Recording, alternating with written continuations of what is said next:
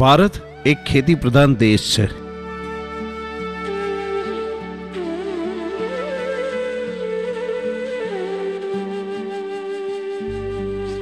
ભારતીય સંસ્કૃતિ તથા ભારતના સપૂતો ખેતી ઉપર નભતા લોકો છે. પરંતુ હંમેશા ભગવાન કૃષ્ણએ કહ્યું છે કે પરિવર્તન એ સંસારનો નિયમ છે. ખેતીમાં પણ પરંપરાગત ખેતીના ફાયદા ગેરફાયદા સમજી તેમાં પરિવર્તન લાવવું જરૂરી હોય છે. પરંપરાગત ખેતી જેના ફાયદા વિશે તો સૌ જાણે છે, પણ ગેરફાયદા જેવા કે કુદરતી આફતો એટલે કે અપૂરતો વરસાદ, માવઠું, વાતાવરણનો પલટો, ઉત્પાદન સમયે પાકનો અપૂરતો મળતો ભાવ, બગાડ અને સંગ્રહ ખર્ચ. ધારો કે બટાકાની યોગ્ય સમયે કિંમત ના મળે તો બગડી જવાનો ભય રહે છે. કપાસની યોગ્ય સમયે યોગ્ય કિંમત ના રહે તો ખરાબ થઈ જવાનો ડર રહે છે. બટાટાને કોલ્ડ સ્ટોરેજમાં સંગ્રહવા માટે મોટો ખર્ચ થાય છે. આવો મળીએ પોતાની વારસાની મળેલી સમાન જમીન પર ખેતી કરતા બે ધરતીપુત્ર ભાઈઓ શંકરલાલ તથા ઈશ્વરલાલને. પરંપરાગત ખેતી કરતા બંને ભાઈઓના સ્વપ્ન કુદરતી આફતમાં રોળાઈ જાય છે.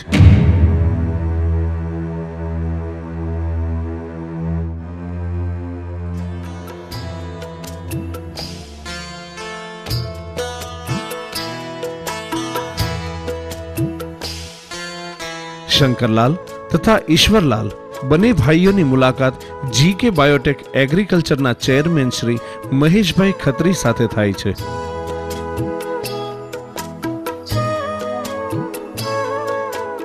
જ્યાં મહેશભાઈ તેમને પરંપરાગત ખેતી સાથે ચંદનની ખેતીના લાભાલાભ સમજાવે છે.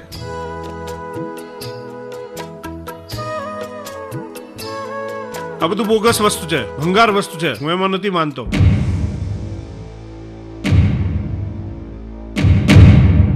ઈશ્વરલાલ મહેશભાઈની વાતમાં સંમત ન થતા પરંપરાગત ખેતી ચાલુ રાખે છે અને તેના દ્વારા ઉજ્જવળ ભવિષ્યની આશા બાંધતા સપના જુએ છે.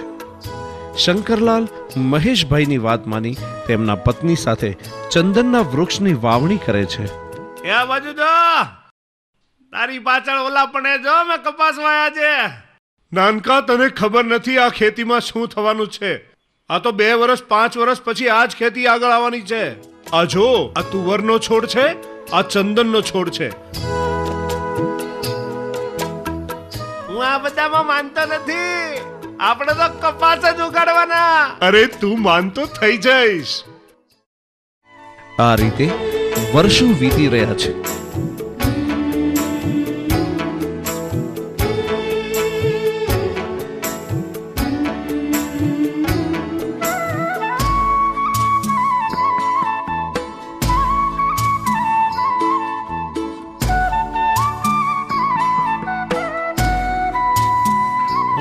મોટા ભાઈ, તે એકલો કપાસ જ વાવ્યો છે ને? મેં કપાસ પણ વાવ્યો છે અને આ ખાલી જગ્યા છે ને એમાં ચંદન પણ વાવ્યું છે. ફાલતુ જે જમીન છે ને એનો પણ મેં ઉપયોગ કરી લીધો. એક સાથે 2 ફાયદા લીધા છે મેં. અને સમય જતા ખેતીના પરિણામો નજર સમક્ષ આવતા જાય છે.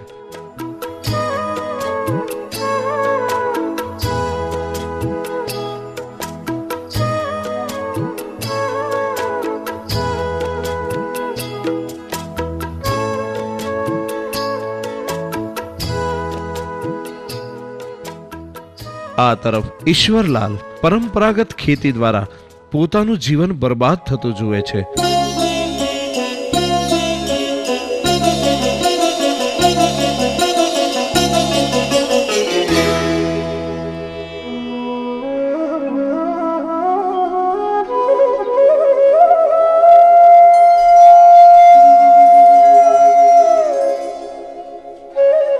તેમનો કપાસ નિષ્ફળ જાય છે, તેમની આખી ખેતી નિષ્ફળ જાય છે. જ્યારે આ તરફ શંકરલાલ પરંપરાગત ખેતી સાથે ચંદનની ખેતી દ્વારા સમૃદ્ધ થઈને સફળ ખેડૂત તરીકે સમાજમાં નામ અને દામ મેળવે છે.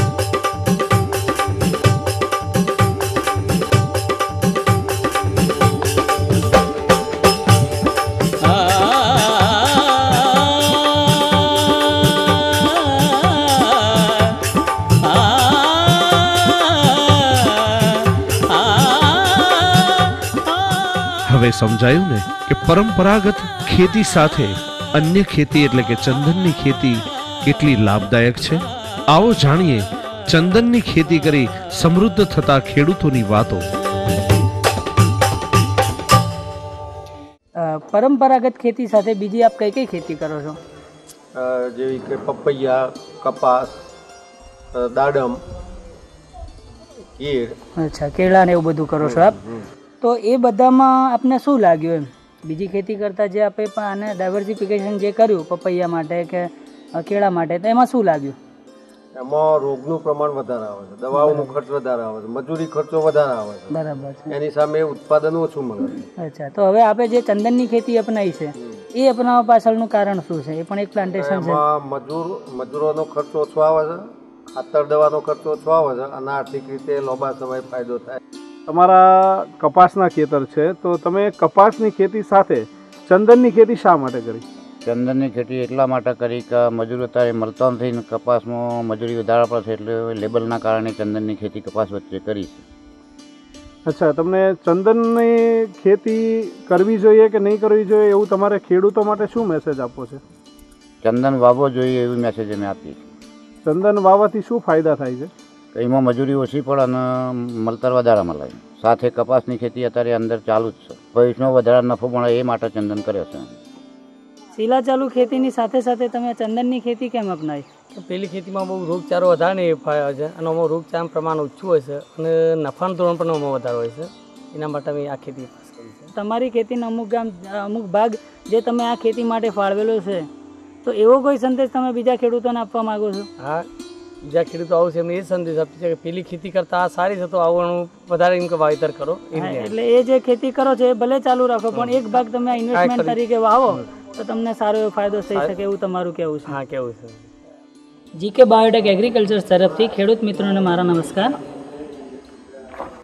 અત્યારના ટ્રેન્ડમાં જે ચીલાચાલુ ખેતી કરતા ખેડૂતો છે એમના માટે કંપની તરફથી ફોરેસ્ટ્રી પ્લાન્ટેશનમાં જવા માટે જે સંદેશ આપવામાં આવે છે, તો એ એટલા માટે છે કે અત્યારે જે ટ્રેડિશનલ ક્રોપ ચાલી રહ્યા છે, જેમાં કપાસ છે, મગફળી છે, ઘઉં છે, એરંડા છે, આ બધા તો ખેડૂતો પાકો લઈ જ રહ્યા છે, પરંતુ એની સાથે સાથે ઘણા લોકોએ બાગાયતી અપનાવી, જેમાં કેળા છે, પપૈયા છે, આંબા છે.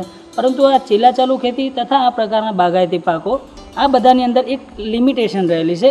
જેમ કે બજારની લિમિટેશન, અમુક જે રોગ આવે છે, અસાધ્ય રોગો જેને કહી શકાય, વાયરલ ઇફેક્ટ છે, તો જે વસ્તુ ટ્રેડિશનલ પરંપરાગત ખેતીની અંદર ઘઉંમાં, એરંડામાં, મગફળીમાં કે એમાં રહેલી છે, સેમ વસ્તુ આની અંદર બી ખેડૂતો ફીલ કરી રહ્યા છે.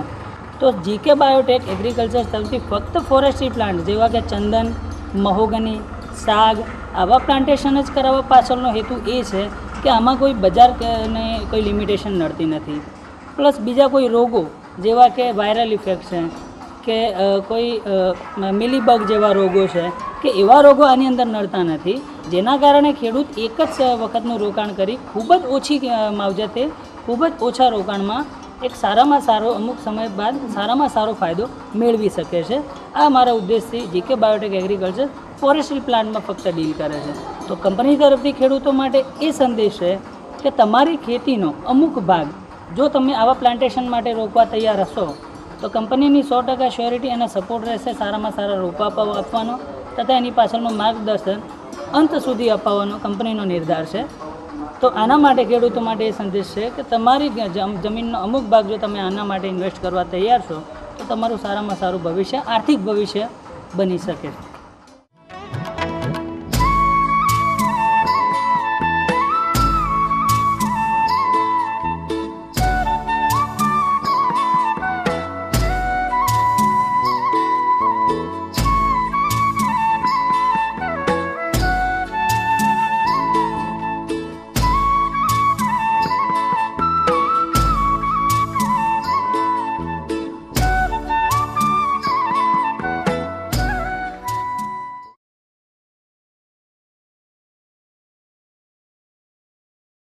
This film is created by 12B Advertising.